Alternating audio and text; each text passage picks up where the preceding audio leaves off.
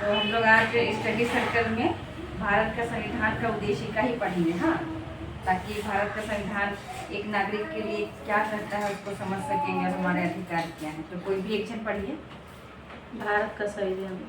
हम भारत के लोग भारत को एक संपूर्ण प्रभुत्व संपन्न समाजवादी धर्मनिरपेक्ष लोकतंत्रात्मक गणराज्य बनाने के लिए तथा उसके समस्त नागरिकों को सामाजिक, आर्थिक और राजनीतिक न्याय, विचार, अभिव्यक्ति, विश्वास, धर्म और उपासना की स्वतंत्रता, प्रतिष्ठा और अवसर की समता प्राप्त कराने के लिए तथा उन सब में व्यक्ति की गरिमा और राष्ट्र की एकता और अखंडता सुनिश्चित करने वाली प्रभुत्व बढ़ाने के लिए दृढ़ संकल्प होकर अपनी संविधान सभा में आज तारीख 26 नवंबर 1949 ईस्वी को हित द्वारा इस संविधान को अंगीकृत, अधिनियमित और आत्मसमर्पित करते हैं।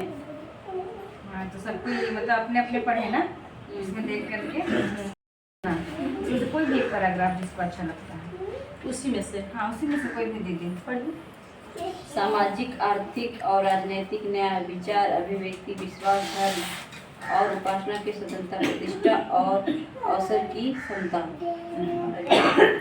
देखिए, इतना पढ़ने के बाद में हम आज कितना साल बाद पढ़ रहे हैं ना इसको। बहुत दिन बाद बहुत दिन बाद हम लोग भी स्कूल में डेली होता था, डेली तो कंटिन्यू हम लोग पढ़ते थे।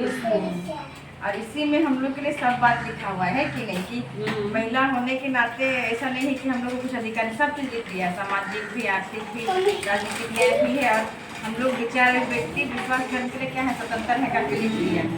कैसे लगा पढ़ के? बहुत अच्छा लगा। तो ये वाला हम लोग को स्टडी सर्कल कभी कभी करना चाहिए। जब समूह बैठता है ना, तो अभी सब किताब आप लोग को दे दिए, कभी भी आप लोग इसको पढ़ सकते हैं, ताकि जब भी लगे कि क्या बोलते हैं, कभी कभी होता है ना कि दिमाग खाली रहता है तो कुछ पढ़ लेने से अच्छा लगता है, तो ये भी हम लोग पढ़ सकते हैं। देखिए, यहाँ संविधान क्या है लिखा है पेज नंबर 9 में। चलिए इसको कोई एक्शन पढ़िए, फिर हम लोग ये करेंगे। तो दीदी पेज नंबर 9 में लिखा है, देखिए संविधान क्या है।